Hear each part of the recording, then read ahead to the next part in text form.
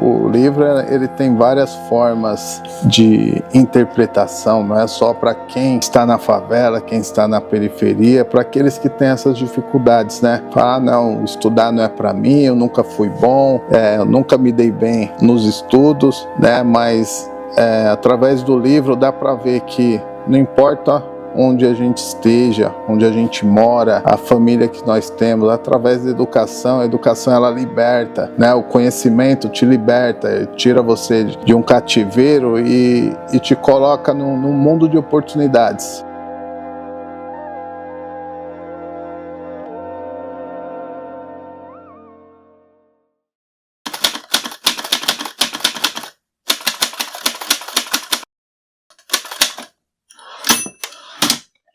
Eu sou paulistano, nasci na zona sul de São Paulo, num bairro chamado Saúde.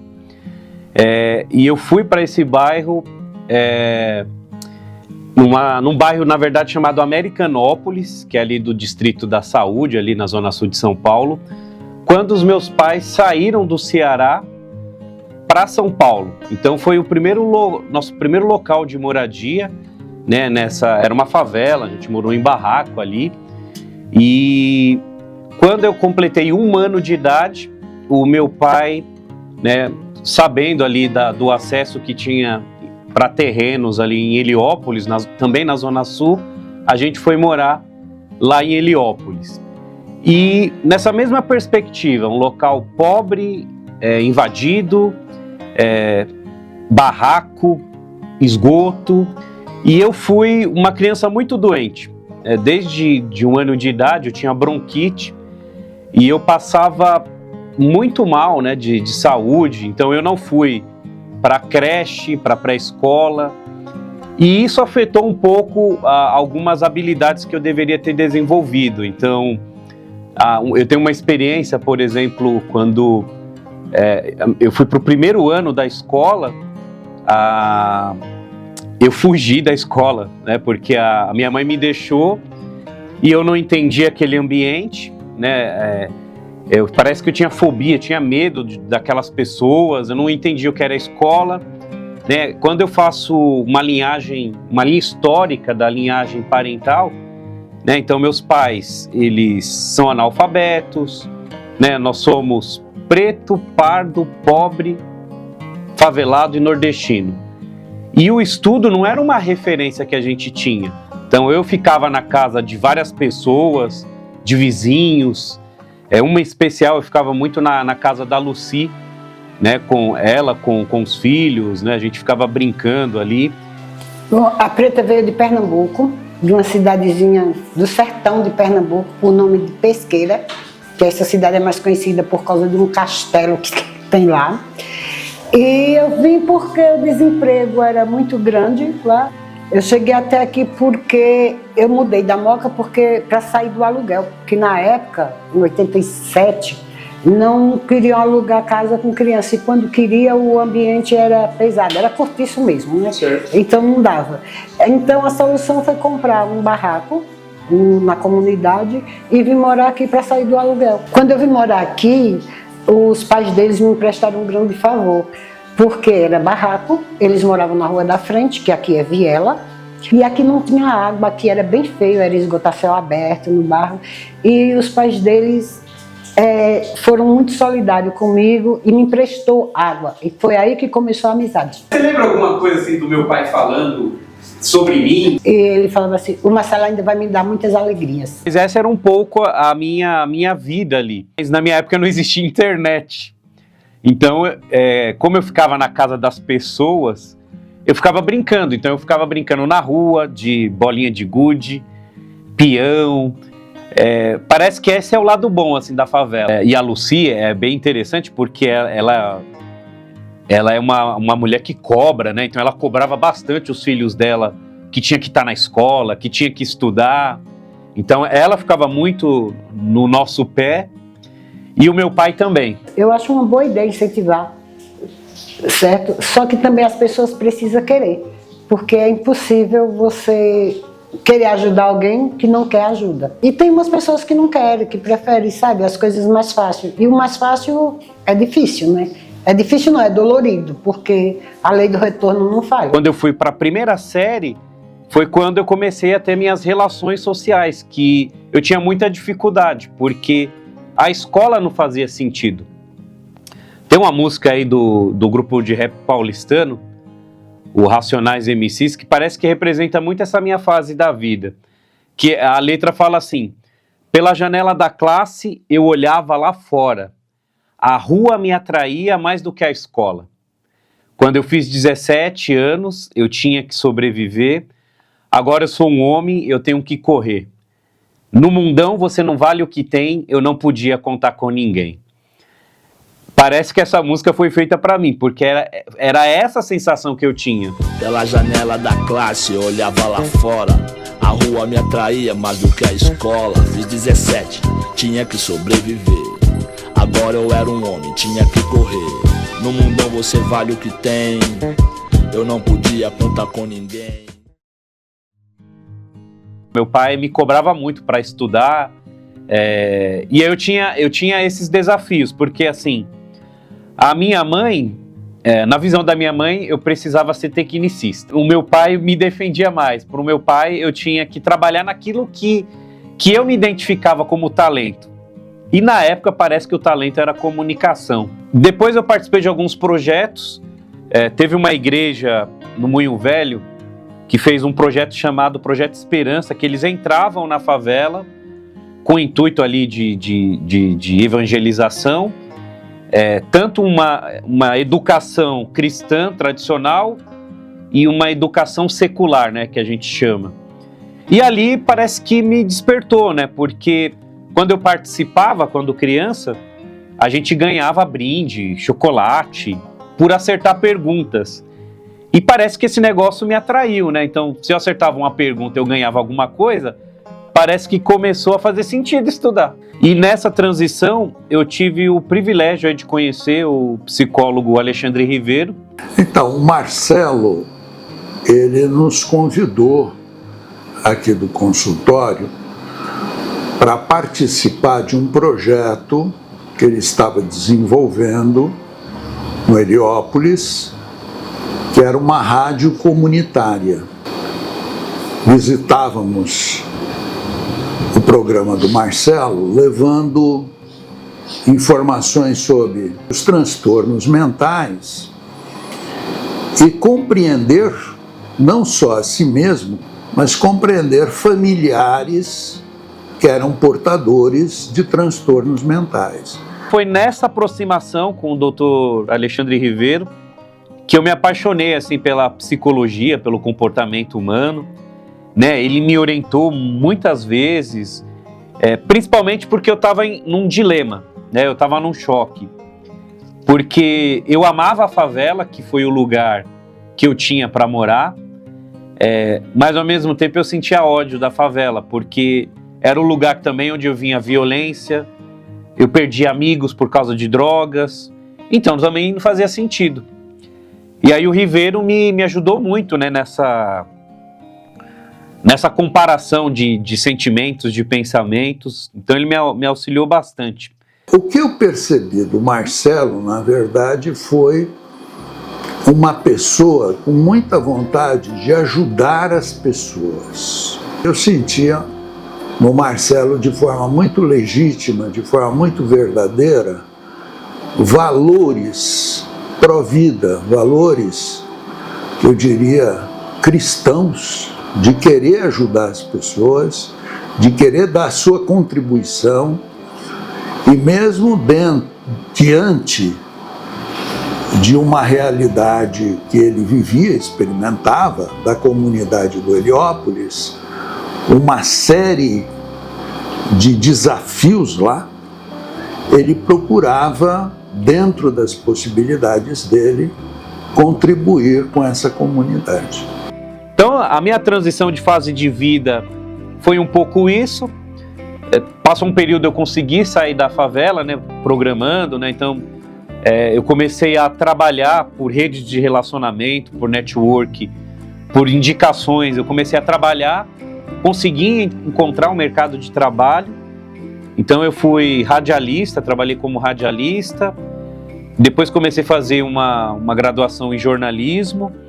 E foi quando mudou toda a minha vida, porque foi uma transição de carreira e de vida. Então eu noivei, casei, aí eu vim morar no Alto Tietê, eu morei 3 anos em Mogi das Cruzes, e quando eu tive meu primeiro filho, eu fui morar em Ferraz de Vasconcelos. Ferraz, para minha família, era interessante, porque a gente tem uma casa, a gente está num local grande, espaçoso, a gente foi acolhido, para as crianças foi interessante, e foi em Ferraz que eu me consolidei escritor.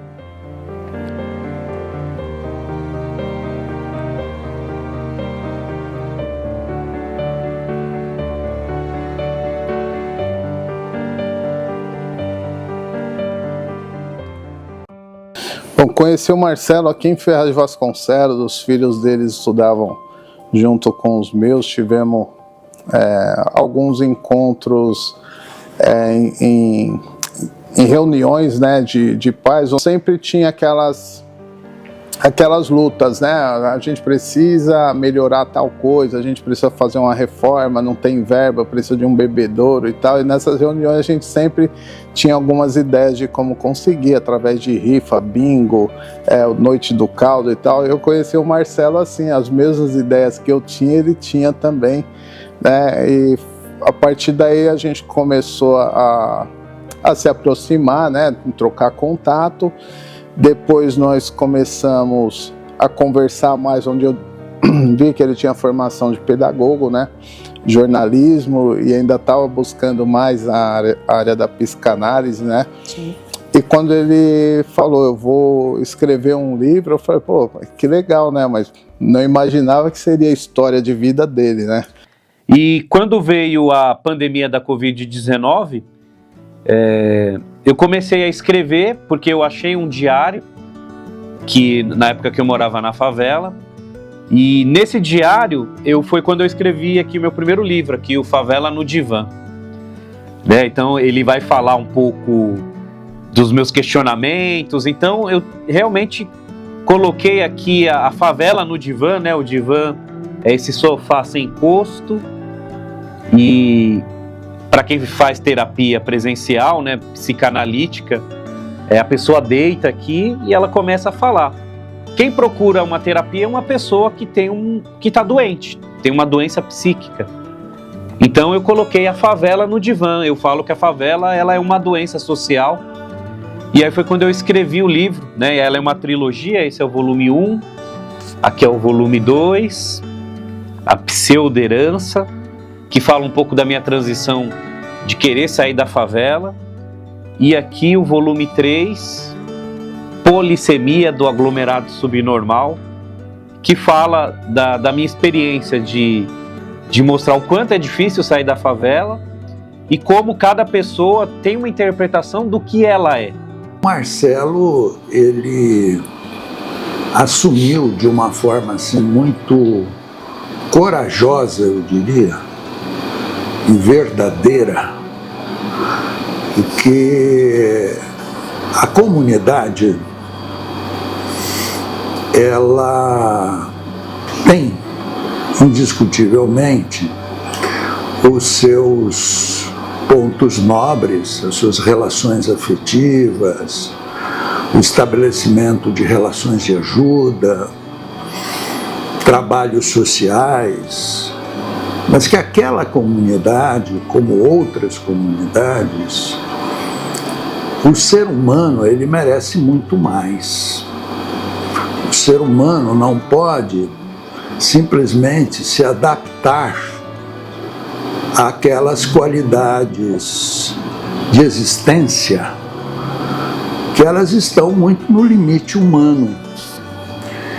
E o Marcelo, ele buscou nesse livro denunciar, não é, o como muitas vezes se busca amortecer ou mesmo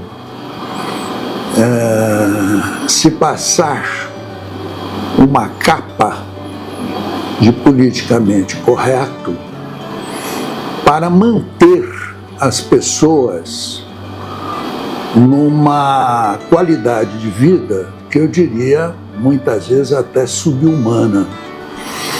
E o Marcelo tocou na ferida e mostra que o ser humano, ele precisa ser fortalecido, encorajado, né, para que ele dê um passo adiante daquele estado de coisas. A gente começou a fazer ações dentro das escolas municipais, de literatura, de transformação. Eu conheci também a Gisele, que é uma outra educadora do Projeto Pescar, que pedia para eu falar dessa experiência de transformação, porque o projeto era de jovens de vulnerabilidade e o projeto também procurava falar de transformação. Eu conheci o Marcelo numa palestra, no qual ele deu sobre liberdade de expressão. E pela forma da abordagem dele, né, eu falei, não, eu preciso que ele vá e converse com os meus jovens. E aí a gente convidou ele para fazer essa palestra, deu super certo, os jovens super gostaram, e foi aí que eu também descobri que ele estava fazendo um livro. E aí ele me falou sobre o livro, falou da proposta do livro, falou que era justamente, começa a história quando ele era jovem, muito próximo da idade dos nossos jovens.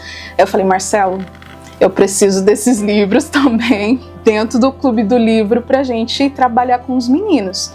E como os livros eles são pequenos, né? Eles são finos, é uma trilogia, eles são pequenos, então os jovens eles não têm um livro de 300 páginas e eu vou começar a ler. Né? Então não, ele já fala, vamos ler rapidinho, né? E até pelo fato de falar da favela, isso já também atrai os jovens, porque a gente tem, o projeto ele é voltado para os jovens em vulnerabilidade social. Nem todos moram numa comunidade, mas eles têm, é muito próximo da realidade deles. E aí quando eu comecei a ver essa experiência, eu tive duas pessoas específicas, né? Uma foi o Enzo, e a outra a Larissa, que foram jovens assim que se impactaram com a minha história, se identificaram, que pediram meu livro, que pediram autógrafo, né? E aí foi quando caiu minha ficha que eu sou um escritor de verdade, né? Porque a minha vida falava com a vida de outras pessoas. Há 5 anos atrás, né, eu também morava em favela. Então, o que acontece? Lá você não vê algo tipo como leitura, nem nas escolas você vê mais bagunça, você vê coisas ilícitas, né? Você não vê coisas que você vai pegar para sua vida como um conhecimento bom. Nem sempre eu tive o hábito, né, da leitura, não era um costume para mim. A leitura ela veio junto mesmo quando eu conheci o autor Marcelo Barbosa. Então eu comecei a ter curiosidade da leitura quando eu comecei no Projeto Pescar, onde a gente tinha um clube do livro. Para mim a leitura do livro dele influenciou muito no momento que eu tava, né? Ali no auge, 16, 17 anos, muito ansiosa, aquela pressão do mercado de trabalho vindo, eu vou fazer 18 anos, o que eu vou fazer da minha vida? E quando eu fiz a leitura do livro dele, eu via ele também ali no livro dele correndo atrás dos sonhos dele, né? O Senhor Favela, correndo atrás dos sonhos dele, fazia tudo o que ele podia para alcançar o que ele almejava. E assim, para mim, me deu uma calmaria de que não era assim, né? A gente não precisa explodir de pensamentos do que eu vou fazer, como vai ser. Então ler o livro dele também me trouxe aquele um pouquinho do meu passado, o que eu quero fazer, e também me motivou, né, profissionalmente. A Gisele, ela nos apresentou, falou assim que tinha um escritor que tinha acabado de lançar um livro e queria que a gente conhecesse ele, né? E quando a gente chegou aqui, a gente veio aqui no Max Pfeffer também, e quando a gente sentou, que o Marcelo começou a contar a vida dele, assim, as histórias dele, e depois ele pegou e eu ganhei o livro dele. Ele sorteou 2 ali e eu acabei ganhando 1. E eu li. E quando eu li esse livro, né, foi uma coisa assim que mexeu comigo muito, assim, sabe? Porque, tipo assim, algumas coisas ali que ele passou, eu tinha acabado de passar também, entendeu? Foi algumas coisas assim, uma visão que ele tava passando de, tipo, que ele superou ali, que eu já tinha passado também. Então foi uma coisa assim que eu me identifiquei com o livro dele. Eu percebi, não só pela atratividade do livro ser um pouco menor e os jovens já não sentirem aquele peso de um livro muito extenso para ler, como eu falei, eu vejo que o fato de ser um autor que veio da favela faz com que não fique tão distante essa realidade da deles. E aí a gente percebe, eu percebi, né, com os jovens, que eles se viam, ouviam amigos, familiares, na história do Marcelo. Eles acabam percebendo não só a resiliência do Marcelo, mas também, caramba, como é que ele conseguiu? Há uma coerência entre o que o Marcelo fala e o que o Marcelo faz. Então, aquilo tudo que ele escreveu no livro, na verdade, ele aplicou na sua própria existência. Quando o livro dele atingir pessoas que estão dentro deste meio, ou que passaram um pouquinho da história dele, vai ter aquela perspectiva de caraca, é isso, caramba, olha o que ele passou, eu também consigo, né? Comigo vai ser diferente, já vou fazer diferente para ter um caminho diferente. Tem sim muitos jovens que precisam às vezes desse empurrão, né? Após a leitura, tipo assim, o que me auxiliou, que me motivou mais, né? Foi tipo me dedicar mais às coisas que eu queria de verdade, sabe? Fiz um curso técnico na ETEC e também eu acabei virando aprendiz na época na empresa que financia o projeto Pescar, né? E durante esse tempo eu nunca me imaginei ali estar tipo estudando, fazendo um curso técnico ou alguma coisa do tipo, que para mim era uma coisa que estava longe do meu alcance, sabe? Então quando eu li esse livro, isso me motivou a buscar um pouco mais, sabe? Tentar alcançar alguma coisa a mais que eu tenha capacidade, mas naquele momento essa autoconfiança estava ali guardada para mim, entendeu? Tipo, guardada ali no escondidinho, mas eu acabei conseguindo colocar isso para fora e buscar. Eu acredito que a grande contribuição que o Marcelo ele dá não é uma contribuição ou um mero relato biográfico, aonde ele está fazendo as próprias memórias dele próprio. Que eu sinto, desde o início, que o Marcelo quis dar para o seu livro, o significado que ele quis atribuir ao seu livro, é poder promover agentes de mudança social. Ou seja, pessoas que se identifiquem e criem uma inquietação positiva para sair de situações que estão tentando colocá-los em verdadeiras clausuras sociais. Consegui um patamar que eu nunca pensei, né? Eu nunca pensei em ser escritor,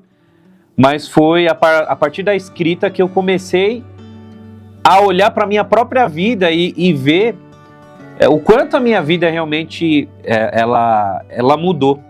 Eu aqui no Alto Tietê, eu sou bastante conhecido, mas eu me sinto conhecido no mundo inteiro, porque quando eu vejo assim o que eu fiz com a minha vida, com o livro, eu consigo identificar que a minha vida, ela foi uma vida transformadora. Eu consegui reescrevê-la, mudá-la. Eu sou muito bom porque eu consegui quebrar as amarras da falta de estudo que meus pais não conseguiram. Eu quebrei o analfabetismo que a minha família tinha no seu sangue e na sua herança. Eu consegui estudar, eu consegui me formar, eu consegui encontrar um mercado, eu consegui encontrar pessoas. Então eu escrevi a minha vida, eu reescrevi, eu apaguei páginas e parece que esse é o caminho. A gente tem uma referência próxima, não precisa ir muito longe, e a partir daquilo que você tem, tentar ser melhor. Da maneira que você puder, com os recursos que você tem, mas sempre com esforço, pedindo apoio, tendo rede de relacionamento, procurando seus direitos. Parece que esse é o caminho. E quando eu vejo esse caminho, eu me sinto um best-seller, eu me sinto um escritor famoso, porque eu consegui fazer isso na minha vida, fazer isso na história da minha família. E parece que você também pode fazer também. O dia inteiro pensando em dinheiro, quando pega, com a conta que eu pago primeiro. Amor nunca tive, o crime e a adolescência. Se curar a doença, maldita crença. Almas pobres, preenche riqueza com grife. Paguei o preço da fiança, mantenha a distância do crime. Quem abandona o filho tem caráter duvidoso. Não merece confiança, índole de criminoso. Lealdade é pra poucos. Quem atende o telefone na hora do sufoco. Quem te critica nunca fez a metade, tentando vencer antes que o mundo se acabe. No dia de Lamborghini com um Bugatti titânio, no outro necrópsia, projétil no crânio. Santa Ceia na cadeia, Barrabás batizado. Não queira esse caminho, faça seu legado. Jamais perca seu foco, mantenha sua autoestima. Lute pelo sonho, escritor da própria vida. Jamais perca seu foco, mantenha sua autoestima. Lute pelo sonho, escritor da própria vida. Escreve sua própria história, corra atrás do seu sonho. Não perca o foco, acredite em você. Independente do que vão falar, do que vão pensar. Você é do tamanho do mundo, você é do tamanho do seu sonho. Escreve sua própria história, seja a sua própria história. Escreve sua própria vida.